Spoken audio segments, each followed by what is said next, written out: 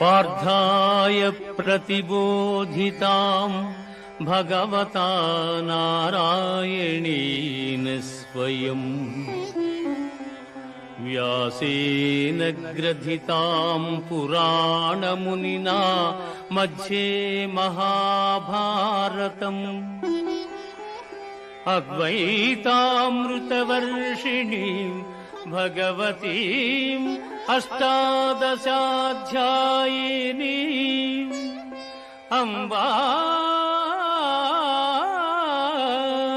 త్వామనుసందధామి భగవద్గీతే భవద్వేషిణీం భగవద్గీతే భవద్వేషిణీ.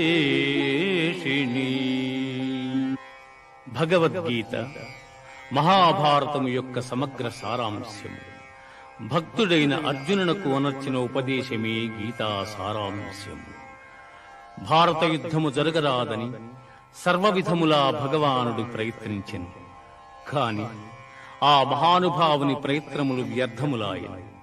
అటు పిమ్మట శ్రీకృష్ణుడు పార్థునకు సారథి అయి నిలిచెను.